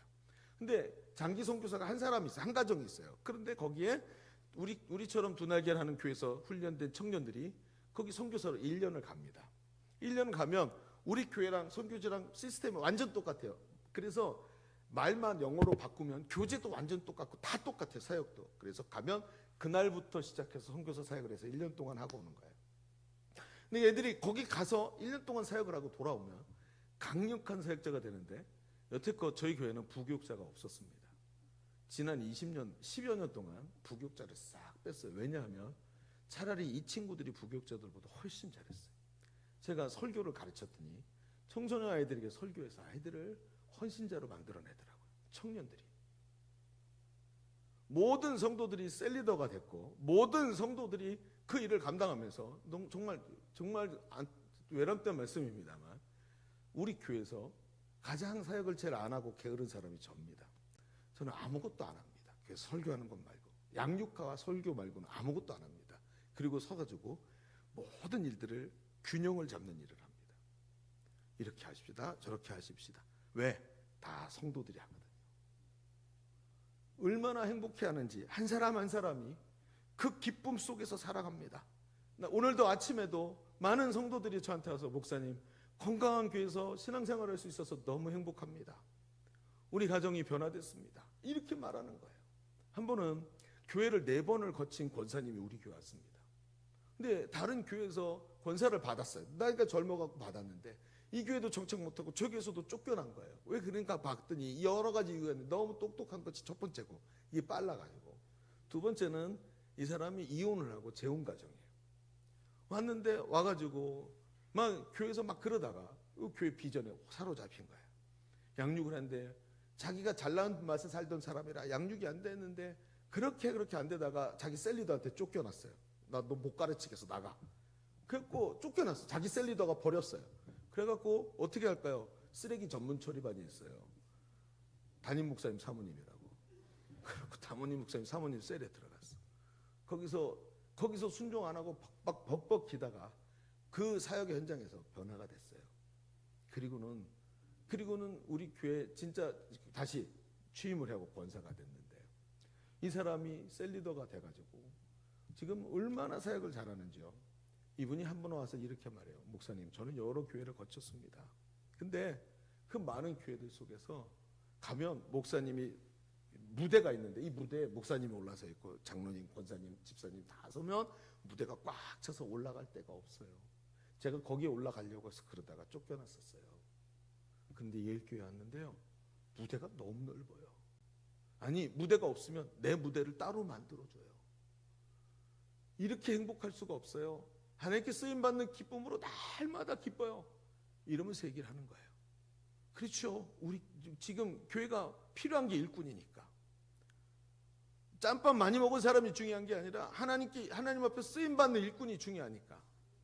그래서 그렇게 하는 거예요. 근데 이분이 뭐라 그러냐면, 이분이 그러는 거예요. 목사님, 우리 가정이 이렇게 된 게 정말 기가 막혀요. 우리 교회 처음 올 때 아버지, 아버지가 새아버지죠. 엄마, 그리고 그 엄마가 낳은 아들 하나, 딸 하나. 넷이 왔는데 가족들이 다 뿔뿔해요. 한 번도 밥 먹을 때도 같이 안 먹어. 근데 아들하고 딸이 선교사 갔다 왔어요. 선교의 비전과 예수 그리스도의 제자로서 사명에 사로잡혔어요. 그런데 엄마하고 아빠가 이 양육받다가 선교의 비전에 사로잡히고 사명에 사로잡혀서 선교사로 헌신했어요. 어떻게 할 거냐 했더니 은퇴하자마자 나갈 거래요. 은퇴하자마자 나갈 때고 지금도 훈련받고 있어요. 온 가족이 어느 날 같이 밥을 먹는데 자기가 깜짝 놀랐다는 거예요. 같이 밥을 먹으면서 똑같은 주제로 이야기하는데 아버지는 아들, 딸을 너무 자랑스럽게 생각하고 아들, 딸은 아버지를 너무 존경하고 있는 같은 비전에 사로잡힌 가정이 되어 있는 걸 어느 날 문득 깨달은 거예요. 이분이 그러는 거예요. 목사님, 너무너무 행복합니다. 우리 가정이 이렇게 되리라고, 이 깨진 가정을 하나님께서 이렇게 만드시려고 누가 알았겠습니까? 사명 하나 붙잡았는데. 이 남편이, 여러분, 정말 놀라운 일이 일어났습니다. 이 남편분이 이번 주일날 장로로 안수받습니다. 아시죠, 여러분? 재혼 가정은 장로 안 삼습니다. 재혼 가정 장로 못 나옵니다. 나오지도 못합니다. 그런데 이번에 장로 됩니다. 기가 막힌 일이 벌어졌습니다. 저는 매일 얘기 듣습니다. 목사님 너무 행복합니다. 매일 듣습니다. 매일. 왠지 아십니까? 제가 변했기 때문이에요. 평범함을 위대함으로 바꿔낸 것. 이게 교회입니다. 예루살렘 교회를 보십시오. 여러분, 이게 교회의 본성입니다. 예수 그리스도의 비전으로 무장된 제자가 교회의 변화를 이끌어내는 겁니다. 중요한 건 목회자인 제가 또 자기를 부인하고 또 훈련받으러 가서 저도 계속 변화되는. 왜? 사람들이 계속 성장하는데 나는 안 성장하고 가만히 있으면 안 되잖아요. 나도 성장해야 되기 때문에 또 변화를 위해 갑니다. 여러분, 한국교회 위기가 왜 왔습니까? 자기중심적 신앙이 팽배해서 오지 않았습니까? 코로나 때 그 뼈대가 그대로 드러났습니다. 죽으면 천국 간다는 생각이었고, 오늘 내가 내 안위를 가지고 오늘만 살아내는 거예요. 전도 열심히 해서 우리 교단에 2,000명, 3,000명 모이는 교회가 있었습니다. 얼마나 전도를 열심히 하는지 택시를 타고 택시 기사한테 내가 당신 1시간짜리 그 택시비를 다 줄 테니까 오늘 우리 교회에서 예배 드리자. 그래서 택시 기사까지 데리고 들어오는 그런 교회였습니다. 그런데 코로나가 끝났는데 500명이 모였대요. 2,500명이 사라졌어요. 목사님이 1년 동안 계속 신방하고 찾아가고 교회 나오라 나오는데 안 와. 왠지 아십니까? 신앙이 잘못됐어요. 자기 중심적 신앙. 나 축복받는데 모여있고 예수 그리스도의 비전, 하나님 나라가 보이지를 않아요. 여러분, 사람이 이렇게 중요합니다. 메시지도 중요하지만 그 메시지를 전하는 메신저가 얼마나 중요한지 아시죠? 누가 똑같은 얘기도 누가 했느냐에 따라 너무 달라지는 것처럼 이 안에 복음의 비전이 가득 차 있는 예수님의 제자가 전하는 얘기가 다른 겁니다. 메신저의 변화가 모든 것을 변화합니다. 나 개인의 변화가 이렇게 중요한 겁니다. 콜링을 넘어서 미션을 발견한 것, 23년을 끊임없이 달려오게 했습니다. 그러고 나니까 어때요? 100개의 열매보다 1개의 진정한 열매가 필요한 거예요. 그래서 많은 열매보다 좋은 열매를 구했고, 그 일을 위해서 목표를 정해놓고 큰 그림을 그려놓고 계속 그 그림을 성도들에게 보여주기 시작하면서 성도들이 목사님과 같은 생각을 하기 시작한 거예요. 그러면서 이런 변화가 일어난 것입니다. 여러분, 저는요 참 정이 없는 사람이에요.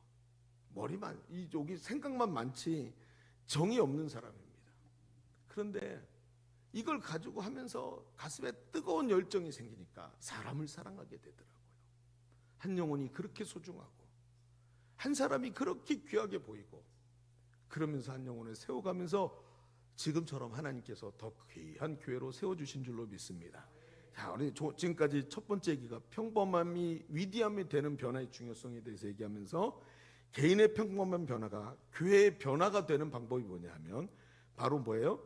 평범한 것을 위대한 것으로 만드는 교회가 되어야 된다 그랬습니다. 그래서 예루살렘 교회가 주님의 뜻을 받들어서 베드로에게 보여주신 주님의 뜻에 순종할 때 이런 위대한 역사가 일어났다는 거예요. 여러분, 부디 말입니다. 오늘 오성민 목사님을 제가 오늘 개인적으로 처음 만났다 그랬죠. 제가 오늘 이분을 만나보고 참 이분의 매력에 빠졌습니다. 면전해놓고 하니까 얼굴이 빨개지시네요. 진짜 매력적이네요, 이분이. 이런 사람은 어디서 구하셨습니까? 정말 열정이 있으시고 매력이 있으시더라고요. 그리고 그 교회에 대한 열정에, 예수님의 비전에 사로잡힌 분이더라고요. 여러분, 이분 놓치지 마십시오. 지금 듣기 좋으라고 하는 말이 아닙니다. 저는 사람을 볼 줄 압니다. 23년을 사람의 뱃속만 들여다보고 왔기 때문에, 한 사람 한 사람 변화시키면서 사람의 변화를 읽고 왔기 때문에 사람을 보면 압니다. 금방 압니다. 여러분, 제가 이분 놓치지 말라는 건 이분이 도망간다는 뜻이 아니라 이분의 젊음을 놓치지 말라는 거예요. 목회자는 마냥 젊지 않습니다. 열정이 마냥 있지 않아요. 저 변화에 대한 열정과 교회에 대한 뜨거운 열정이 계속 있는 게 아닙니다. 이분을 놓치지 마십시오. 이분의 젊음을 하나님께 쓰임받도록 해주시기 바랍니다. 저는 이분의 제가 오늘 이 말씀을 아까 얘기했잖아요. 전화 한번 통화한 거 말고는 짠 거 없다고. 제가 오늘 밥 먹으면서 얘기를 듣는데 오늘 마치 제가 설교를 짜갖고 온 것 같은 느낌이 드는 거예요. 교회를 위해서 제가 경험한 걸 여러분과 나누는데, 하나님이 보내셨구나. 오성민 목사님을 제가 오늘 처음 만났지만 이분이 이렇게 귀한 분이라는 걸 금방 알아보게 된 거예요. 저보다 더 위대하게 쓰임받을 줄로 믿습니다. 놓치지 마십시오, 이분을. 그러면 한번 생각해 보십시다. 그런데 예루살렘 교회가 위대한 게 순종해서 하나님의 뜻을 받아들이는 사건만으로 위대하다. 말하기 좀 어폐가 많죠. 왜요? 순종해서 위대하다면 대한민국에 순종 안 하는 교회가 어디 있습니까? 순종 안 하는 성도가 어디 있겠습니까? 다 위대해져야 되잖아요. 그러면 순종만으로는 안 되는 거네. 뭐가 더 있었던 거네. 금방 감이 옵니다. 우리가 예루살렘 교회를 통해서 더 보아야 될 것은 이 순종의 변화 뒤에 더 큰 변화가 있기 때문에 이 변화가 예루살렘 교회를 진정으로 위대한 교회가 되게 한 겁니다. 그게 뭐냐면 첫 번째는 뭐였죠? 평범함을 뭐로 만들어야 된다?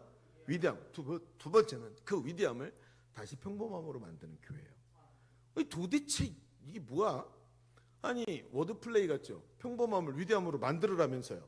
그런데 그 위대함을 다시 뭘로 만들으라고요? 평범함으로 만들어야 된다. 이야기를 조금 들어보십시오. 여러분, 위대한 교회는 변화된 개인의 모습의 위대함을 넘어서 다시 평범함으로 변하게 하는 교회라. 진정한 위대함은 위대함에 머무는 것이 아니라 그 위대함이 모두에게 평범함이 돼버리는 거예요. 이 무슨 얘기인지 아시겠습니까? 여러분, 아프리카에 사는 사람이 어느 날 돈을 많이 벌었어요. 그래서 내가 부자가 됐어요. 그런데 아프리카 그 나라가 다 부자가 됐어요. 그럼 내가 뭐가 되죠? 부자가 안 되죠? 이 얘기인 겁니다. 평범한 사람이 되는 겁니다. 어렵죠, 여러분? 다시 여러분 예루살렘 교회로 가봅시다. 앞에서 이미 언급한 대로 사도행전 전반부를 보면 성령 받은 교회가 땅끝으로 가지 않고 뭔가 비실비실 거리는 장면이 보이죠. 그래가지고 아나니아 삽비라 사건, 과부대 구제로 싸우는 사건 이런 게 계속 나타났다 그랬죠. 그래서 하나님께서 바퀴를 통해 흩어지게 하셨다고 했습니다. 그러나 과연 정말 지금까지 많은 사람들이 이렇게 얘기를 했는데 이게 맞을까요? 한번 생각해 보십시오. 오순절 성령 강림 사건으로 하나님께서 예루살렘 교회 하신 일이 뭐죠? 성령이 충만한 교회라는 이 교회의 기본 스트럭처를 만드신 거예요. 교회는 무조건 성령 충만해야 됩니다. 왜? 첫 번째 교회가 그랬기 때문에. 두 번째로 보십시오. 아나니아 삽비라 사건, 그거 사도들을 속인 거죠? 아니요, 그게 아니에요. 가만히 생각해 보면 교회 안에 사도의 권위를 세우신 겁니다. 사도를 속였던 것 때문에 사도가 사람을 죽였습니까? 아니죠. 하나님 치셨죠. 여러분, 그걸 보면서 사람들이 뭘 느껴요? 아, 교회에 리더십이 있고 하나님이 세우신 권위가 있구나. 이거를 알게 만드시면서 교회 사도의 권위를 딱 세우시는 사건이에요. 그래서 그 이후에 예루살렘 교회 이후에 세워진 교회들은 전부 사도의 권위를 인정하죠. 이 사도의 권위 때문에 바울이 뭐라 그래요? 내가 예수님을 한 번도 못 만났지만 나는 사도다. 이걸 왜 강조하죠? 교회 리더다라는 소리예요. 사도라는 자기의 어떤 이 직함, 계급장을 말하는 게 아니고요. 그러니까 사도성에 대해서 하나님이 탑재하시고 교회 리더십을 세우셨어요. 고넬료 집에 성령 임하시는 사건으로 뭐 하나님께서 넣으셨죠? 교회에다가 어떤 기능을 넣으셨어요? 유대인만 전도하는 게 아니라 이방인 구원을 집어넣으셨어요. 그 다음에는요, 과부들 다투는 일로 구제하는 사건으로 뭘 세우셨습니까? 7집사 세우셨죠. 사도들이 기도하고 말씀 전하고 사람들 세우는 일에다 집중하고 공동체는 누가 세워요? 일꾼들이 세워가도록 만드셨잖아요. 여러분, 그 다음에는요, 성령 충만한 이방인 선교 일꾼을 세우는 교회가 다 정리가 되자 어떻게 했어요? 그 다음에 예루살렘 교회가 스데반 사건으로 사방으로 흩어지는 일이, 여러분 이게 뭐예요? 순서예요. 예루살렘 교회 하나만 잘 되는 게 아니라 모든 예루살렘 교회가 흩어져서 세운 모든 교회가 이 모든 게 함께 탑재되도록 DNA를 심으신 겁니다. 그러니까 교회는 보십시오. 사방으로 흩어진 교회의 특징이 뭡니까? 다 이 DNA를 갖고 있는 거예요. 그래서 가는 곳곳마다 그렇게 교회를 세웠고 나중에는요, 2026년도에 영진교회도 지금 이 DNA를 갖고 있는 줄로 믿습니다. 그대로 돼 있는 거예요. 그대로. 이게 뭐죠? 위대함만이 아니라, 위대함에서 멈추는 게 아니라 뭘 만들어냈어요? 평범함이 돼버린 거예요. 이게. 그래서 여러분, 영진교회도 지금 얼마나 선교를 많이 하십니까? 어마어마한 재정을 선교에 넣고 선교지의 수많은 영혼들을 구원하려고 애쓰고 계시잖아요. 왜요? 우리 안에 그 DNA가 있어서 괜히 하고 싶은 거예요. 그거 해야만 할 것 같지요. 여러분, 공항에 가면 괜히 비행기 타고 어딘가로 가야 될 것 같지 않으십니까? 그거 예수 믿기 때문입니다. 여러분, 여행 가고 싶어서가 아니라 예수 믿기 때문에 선교지로 가고 싶은 거예요. 여러분, 아멘 하십시다. 그래요. 아멘 하면 아멘 한 대로 되는 겁니다. 얼마나 귀한 일입니까? 여러분, 저는 말입니다, 우리 교회 오시는 새가족들에게 교회에 대한 얘기를 합니다. 여기 이런 얘기를 해요. 여기 수박이 있어요. 이만큼 큰 수박을 가지고 샀어요. 얼마나 큰지, 너무 큰 걸 갖고 막 끙끙거리고 집에 오다가 땀이 나고 미끄러져서 떨어졌어요. 근데 백화점 바닥에 팍 깨져갖고 쫙 흩어졌습니다. 자, 어떻게 해야 되죠? 갑자기 멘붕이 오죠. 이걸 어떻게 할까? 어떻게 해야 될까요? 버려야죠. 어떻게 할 수가 없잖아요. 그렇죠? 근데 생각을 좀 바꿔볼까요? 그처럼 큰 수박만한 자루가 있는데 거기 콩알이 가득 들어있었어요. 그 큰 자루를 등에다 메고 끙끙거리고 오다가 자루가 탁 터져갖고 콩이 쫙 흩어졌어요. 백화점 바닥에. 어떻게 하면 되죠? 이젠 좀 다르죠? 어떻게 하면 되죠? 자루를 갖고 와서 담으면 돼요. 그게 큰 자루가 없으면 나눠 담으면 돼요. 자, 이 차이가 뭘까요? 똑같은 크기의 자루, 하나는 수박통, 하나는 콩자루였잖아요. 이 두 개의 차이가 뭐죠? 생명력이 어디에 있느냐예요. 그렇죠? 수박통은요, 수박통 자체가 생명력이죠. 그래서 그런데 자루는요, 자루 자체가 생명력이 아니고 뭐가 생명력이에요? 콩알이 생명력이에요. 여러분, 그 콩알이 뭐냐면, 그 콩알은 심으면 또 다른 나무가 나오고 그 나무에서 나온 콩들은 똑같은 DNA를 가지고 있는 거예요. 그 DNA가 계속 심겨질 때마다 또 다른 교회가, 또 다른 DNA가, 똑같은 DNA가 나오면서 사방에서 그 똑같은 일이 벌어져요. 이게 예루살렘 교회예요. 저는 이 얘기를 우리 교회에다가 비유합니다. 우리 교회는 콩 하나하나를 작은 소그룹이라고 생각을 합니다. 그래서 그 소그룹의 셀 리더가 바로 그 DNA를 가진 사람이고, 이번에 우리 자매님이 우리 교회 오셔서 계속 자매님에게 호의를 베풀고 섬겨드리고 같이 식사하고 그런 분이 있죠. 그 집사님이 바로 셀 리더예요. 이분이 예수님의 마음을 가지고 자매님을 섬긴 겁니다. 우리는 이런 한 사람의 셀 리더를 세우기 위해서 교회 모든 영향력을 집중합니다. 우리 교회는 건물이 크지 않습니다. 그러나 우리 교회는 사람이 큽니다. 우리 교회는 이렇게 삐까번쩍한 프로그램이 있는 게 아니라 한 사람을 정말 성숙한 그리스도인으로 세워내는데 우리의 모든 영향력을 집중합니다. 제가 장담합니다. 자매님, 우리 교회에서 이렇게 성숙한 그리스도인이 되실 겁니다.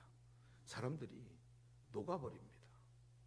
이 DNA 하나가 이렇게 중요한 겁니다. 그래서 예루살렘 교회는 모든 교회와 복음의 기반이 되고 뿌리가 된 교회가 된 이유가 뭡니까? 이 DNA가 계속해서 재생산됐기 때문입니다. 위대함을 다시 평범함으로 만들어냈던 이유입니다. 저는 한 사람 한 사람을 양육했습니다. 제가 경험한 복음의 가치를 알고 그 복음과 하나님 나라를 위해 살아가는 훈련된 하나님의 사람으로 한 사람 한 사람을 세워갔습니다. 그들은, 그 집사님들은, 집사님들, 장로님들, 권사님들은 복음을 전해서 영혼을 구원하고 자신의 소그룹에서 한 사람을 예수님의 제자로 세워내는 또 다른 소그룹 리더로 번식하고 그리고 건강한 교회를 세우는 일꾼으로 변화되어 갔습니다. 우리 교회는 말입니다. 그래서 이동신자가 별로 없습니다.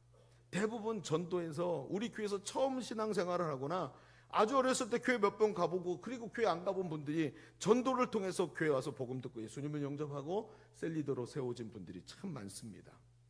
여러분, 우리 교회에 김경숙 집사님이라는 분이 있습니다. 61세입니다. 이분은 5년 동안 극심한 공황장애에 시달렸던 분이에요. 어려서 학대받고 자랐습니다. 부모님이 이혼했고 친척집에 팔려가서 살았는데 학교에도 제대로 못 가고 자존감이 너무 약한 분이었어요. 결혼하고도 이 마음이 공허해가지고 이게 채워지질 않는 거예요. 근데 이 공허한 마음을 달래줄 이성을 만났네. 그런데 결혼했는데 결혼이 제대로 되지 않고 매일같이 뭐 깨지고 만나고 또 이러면서 이 인생이 얼마나 꼬였는지 말로 표현할 수가 없을 정도로 꼬였어요. 그리고는 어떻게 됐냐면 공황장애에 걸렸어요. 얼마나 심했냐면요, 요 앞에 문턱이 이렇게 금이 거져 있잖아요. 문턱을 넘으면 죽을 것 같다라는 압박감에 시달리는 거예요. 그래서 이분이 두 군데밖에, 안방하고 화장실 두 군데 말고 갈 수가 없었어요. 그것도 엉덩이를 붙이고 기어가야만 안방 문턱을 넘어갈 수 있었어요. 어느 날 가족들이 다 이제 직장 나가고 막 그랬는데 병원 가서 약을 받아야 되잖아요. 그래서 약 타기 위해서 병원을 가려고 나왔는데 아니나 달라 딱 나갔는데 보도 블록을 딱 앞에 넣었는데 못 넘어가는 거예요. 뭐 거기서 숨이 막혔고 숨을 못 쉬고 헐떡헐떡 그러다가 우리 교회 권사님을 만났어요. 권사님이 왜 나갔냐고요? 전도팀에 나왔어요. 아침마다 아침 10시가 되면 우리 이제 전도 간사님들이 출근을 해요. 전도사님은 없는데 평신도들에게 간사를 줘요. 그래서 뭐 하냐면 셀 분가를 1년에 4번 해라. 여기다 목표를 두고 당신들이 사역하는 사역 비용을 교회가 다 대주겠다. 그랬고 교회가 월급 비슷하게 사역 비용을 줘요. 그럼 그거 가지고 사람들 밥 사주고 꽃 사갖고 가고 신방하고 이러면서 전도를 하게 만들어놨어요. 이분이 아침마다 와서 아침에 새벽기도 끝나고 밥 먹고 다시 나와가지고 아침에 출근해서 1시간 기도하고 다 같이, 그리고 흩어자고 전도하고 점심때 와서 밥 먹고 셀 모임하고 행복 모임하고 모임하러 가고 모임하다가 또 저녁 먹고 퇴근한 사람도 있으니까 또 거기 가서 하고, 밤에 그분들도 보통 많이 자면 5시간 자요. 그렇게 하는 분인데 이분이 와가지고 지나가다 그분을 만난 거예요. 김경숙 집사님. 만났네. 만나가지고 이 복음을 전하는데, 이분이 복음 전하러 간데 서갖고 마치 막 덜덜덜덜덜 떨고 있으니까 이 사람 뭐 문제 있구나. 가서 말을 붙였더니 공황장애라고. 병원 가야 되는데 나 좀 도와달라고. 그래갖고 붙잡고 병원 가서 약 타갖고 전도 다 제끼고 이 사람 데려다 집에다 데려주고, 그리고 그 앉아가지고 복음을 전했어요. 예수님을 영접했어요. 행복모임 메시지를 전하는데 이분이 콸콸콸콸 우는 거예요. 예수님이 나를 살리려고 당신 보내줬다고. 그리고 예수님 믿고 우리 교회 오기 시작했어요. 얼마나 힘든지요. 교회가 지하 2층인데 걸어 내려오는 게 얼마나 힘들겠습니까? 매일 내려올 때마다 달라져요. 조금씩 또 달라져, 또 달라져. 복음을 들을 때마다 달라져. 그러더니요, 저희 교회가 이제 전인적 치유 수양회 회복 캠프라는 게 있는데 딱 1년에 2번 해요. 근데 그 아침부터 저녁 때까지 하는 캠프에 초대를 받아서 왔어요. 왔는데 저 밑에서 못 올라오는 거예요. 예배당 문을 들어가려면 이게 턱을 하나 넘어야 되는데 그걸 못 넘어가고 거기서 덜덜덜 떨고 있는 거예요. 모시고 와가지고 앞에 앉혔어요. 제일 앞자리에 앉더라고요. 아침부터 저녁 때까지 복음을 들었어요. 말씀을 듣고 저녁 때 기도하는데 안수기도 딱 해줬는데 머리에 손 딱 얹으니까 와 그러더라고요. 그리고 끝났는데 나와서 간증을 하는 거예요. 목사님, 조금 전에 목사님 머리에 손 얹고 딱 기도해 주는데 뭐 이 가슴에 있던 돌덩이 하나가 뚝 떨어져 나갔어요. 자기는 분명히 이거 공황장애 사라진 것 같다고 지금 자기 마음이 너무 평안하대요. 그럼 그 다음부터 공황장애로 단 한 번도 고통당하지 않았습니다. 완전 치유됐어요. 그리고 나이가 61세, 거의 무학에 가까운 이분이 셀리더가 되기 위해서 훈련을 받아요. 제자되기 쉽지가 않아요. 보통 2년 코스로 훈련을 받는데 이분이 떨어지고 또 다시 도전하고 떨어지고 또 도전하고. 여러분, 우리는 점수 제도가 있어가지고요, 점수가 떨어지면 절대로 그냥 넘기질 않아요. 이건 성경 공부가, 머리에다 지식을 넣는 성경 공부가 아니라 내가 삶으로 해낼 수 있느냐 못하느냐를 점검하는 거거든요. 계속 반복해요. 또 반복해, 또 반복해. 지금도 훈련받고 있어요. 얼마나 잘하는지요. 이분이 담대해졌어요. 얼굴이요 젊어졌더라고요. 61세인 줄 저도 몰랐어요. 어느 정도였냐면 제가 딱 봐도 이분 70세 같은데 근데 보니까 61세예요. 나중에 염색을 하고 얼굴이 밝아지고 표정이 달라지고, 그러니까 제일 먼저 누가 알아볼까요? 남편이 제일 먼저 알아봐요. 아들이 알아봐요. 여러분, 아들이 불신자인데 그 은으로 십자가 목걸이를 사갖고 와가지고 어머니 신앙생활 잘하라고. 왜? 어머니가 변했거든요. 어머니가 비전을 가지고 자기가 예수님 제자라고 말하기 시작하거든요. 그렇게 무시하는 자기 남편에게 복음을 전하기 시작했거든요. 인생이 바뀌기 시작하는 거예요. 그러면서 한 사람 한 사람 계속 변화되기 시작합니다. 40대 중반에 윤향자라는 인턴이 있습니다. 셀리더가 되겠다고 왔어요. 셀리더가 되겠다고 훈련받고 있어요. 싱글맘이에요. 남편하고 이혼하고 혼자 딸을 키웁니다. 생활고로 힘든데 너무 직장생활이 고돼가지고 어떻게 해야 될지 모르고 매일같이 울면서 사는 사람입니다. 그러니까 남편 노릇 못하던 사람이 이혼했다고 생활비 주지 않더라고요. 얼마나 마음의 상처가 많은지요. 부정적이고 이기적인 생각들로 가득 차 있습니다. 근데 우리 교회 잘 정착했다가 부정적인 사람들의 이야기를 듣고 휩쓸려서 교회를 떠났습니다. 몇 년 후에 다시 찾아왔습니다. 어떻게 다시 왔냐고 물어봤더니, 목사님, 제가 생각해 보니까 제 인생에 가장 행복했던 시간이 예일교회에 있을 때였습니다. 우리 오빠가 그걸 말해주더라고요. 네가 거기 있을 때 제일 행복해 보였다고. 그래서 다시 왔습니다. 저 용서해 주세요. 목사님 험담하고 교회 헐뜯고 그러다가 나갔는데 나 용서해 달라고 얘기를 하더라고요. 받아줬어요. 그리고는 앉아서 훈련을 받습니다. 얼마나 열정적으로 훈련받는지. 셀리더가 되겠다는 꿈을 가지고 다시 제자되게 훈련받는데 자기가 전도소 그룹을 개척했습니다. 자기 친구가 네일샵을 하는데 네일샵에 가서 여러분, 먹고 살려도 돈이 없는 사람이 자기 친구 네일샵 가고 자기 네일을 해요. 옷은 남루하게 입은 사람이 네일은 맨날 번쩍번쩍거려. 이거 갖고 칼싸움하게 생겼어 아주 그냥.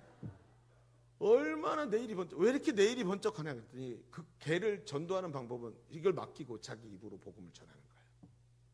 걔는 듣기 싫어도 이거 자기 고객이니까 하면서 복음을 전하다가 애가 변화됐어요. 이번에 자기 인생이, 그 사람이 네일 하던 사람이 아들 뒷바라지하다 힘들어 고생하는 걸 그걸 갖다 놓고 예수님이 너를 얼마나 사랑하는 줄 알지? 내가 예수님의 사랑을 깨달은 걸 쫙 얘기하면서 완전히 터지기 시작했는데 둘이 끌어안고 엉엉 울면서 회개하고 예수 믿고 변화됐습니다. 자기가 이 사람이 내가 경험한 예수 너도 경험해라 하면서 이런 사람으로 변화됐으니 저 한 사람의 변화가 우리 예일교회 모든 성도의 변화를 만들어낸 거예요. 정말 중요합니다. 그 특별함이 다시 뭐가 됐어요? 평범함이 돼버렸어요. 누구나 이렇게 살아요. 누구나. 그래서 이런 교회를 만나고 나니까 이런 교회에서 알아보는 사람은 알아봐. 그런데 다른 교회에 있다가 우리 교회 온 사람들은 딱 3주 나오고 가요. 금방 압니다. 내 편하고 싶거든요. 그러니까 안 오는 거예요.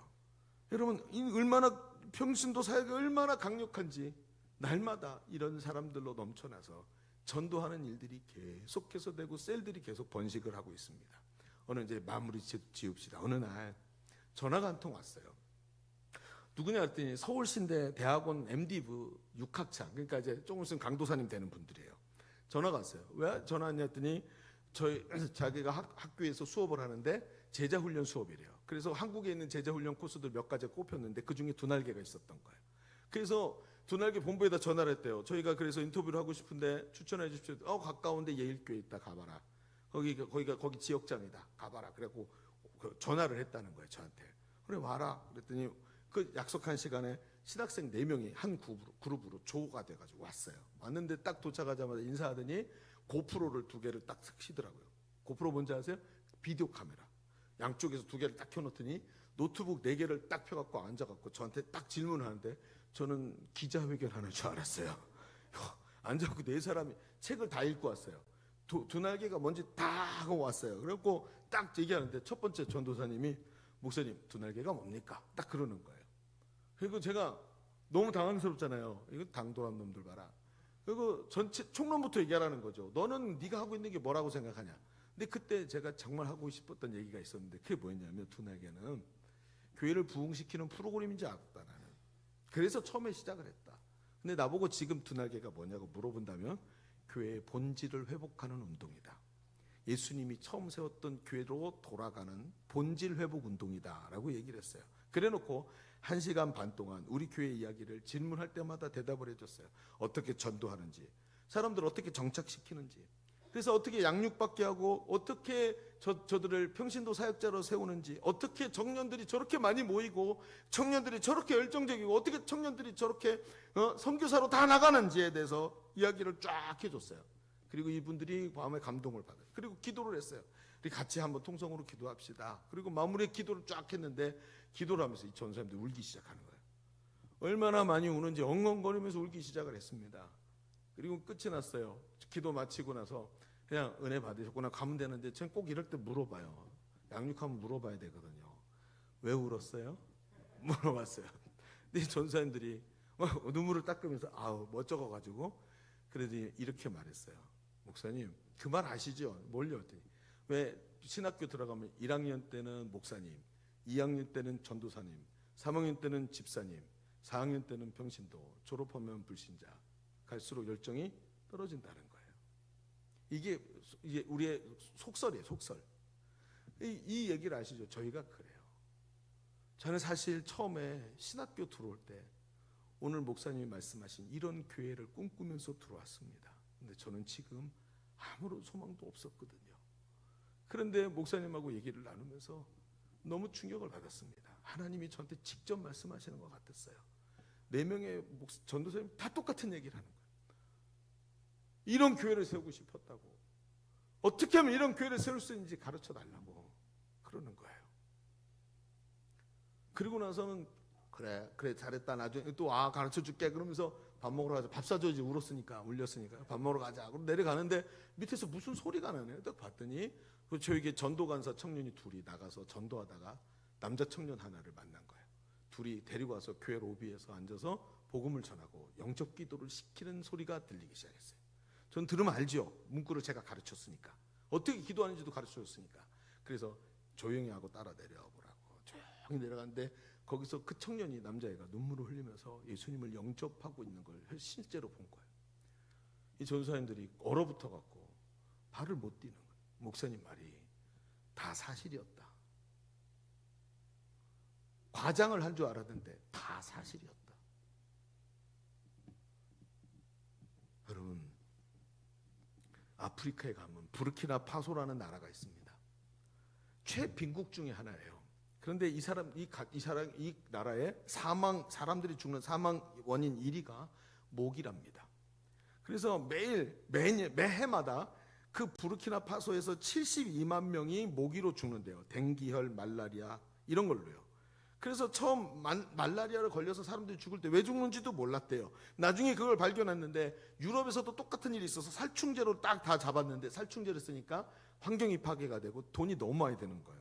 그래서 이건 안 되는데 어떻게 하면 되겠냐고 하다가 아프리카에서 그 세계보건기구에서 좋은 방법을 하나를 찾아냈어요. 그게 뭐였냐면 유전자 드라이브라는 겁니다. 유전자 드라이브가 뭐냐면 수컷 모기 한 마리의 유전자를 바꾸는 거예요. 유전자를 바꿔서 이 수컷 모기가 교미를 하면 또 수컷이 나오도록 만드는 거예요. 이걸 하면 어떻게 될까요, 여러분? 이걸 하자 그랬다가 사람들이 이거 너무 위험하다. 그래서 실험부터 해보자. 그래서 여러분 뉴질랜드에 있는 한 무인도에 뉴질랜드 쥐 얘기하세요, 여러분? 뉴질랜드는 쥐가 이만해요. 농담이 아니고요. 진짜로 이래요. 근데 그 쥐가 많은 남반구에 워낙에 쥐가 많은데 그 쥐가 많은 곳에다 실험을 해보자. 그래서 무인도에다가 실험쥐를 가져다가 이제 수술을 한 거예요. 수술을 해서 유전자를 조작을 해가지고 수컷만 나오게 만들고 집어넣은 거예요. 한 세대, 두 세대, 세 세대, 네 세대. 그래서 한 2년 정도 지난 다음에 딱 갔는데 어떤 일이 벌어졌을까요? 몇 년 후에 갔는데 이 섬에 쥐가 한 마리도 안 남은 거예요. 아니 몇 주 전만 해도 몇 달 전만 해도 이 섬에 쥐가 가득했는데 그 몇 달 만에 수컷 쥐가 계속 수컷만 나오다 암컷이 한 마리도 없고 그 쥐가 죽을 때 싹 죽어버린 거예요. 여러분, 이게 너무 위험해서 못하겠다 그랬던 거예요. 여러분, 제가 무슨 생각을 했냐면요, 지금 한국교회가 바로 이 유전자 드라이브에 걸려 있어요. 목사님들이 전도하는 방법을 몰라요. 목사님들이 몰라요. 제가 경험했습니다. 전도 세미나를 강사를 부르길래 가서 전도를 같이 가르쳤는데 전도를 할 줄 아는 사람이 한 사람도 없었어요. 제자 삼는 방법을 몰라요. 배운 대로 열심히 교회를 이렇게 하고 이 프로그램 저 프로그램을 하지만 본질의 회복이 뭔지 몰라요. 그래가지고 교회가 계속해서 젊은 사람들을 붙잡아내지 못해요. 여러분, 39세 평균 연령이 39세라는 얘기는 젊은 사람들이 버글버글하다는 뜻입니다. 이걸 모르니까 계속해서 교회가 늙어지고 나중에 소멸해버리는 거예요. 이게 지금 한국교회 미래입니다. 여러분, 제가 말씀드렸죠.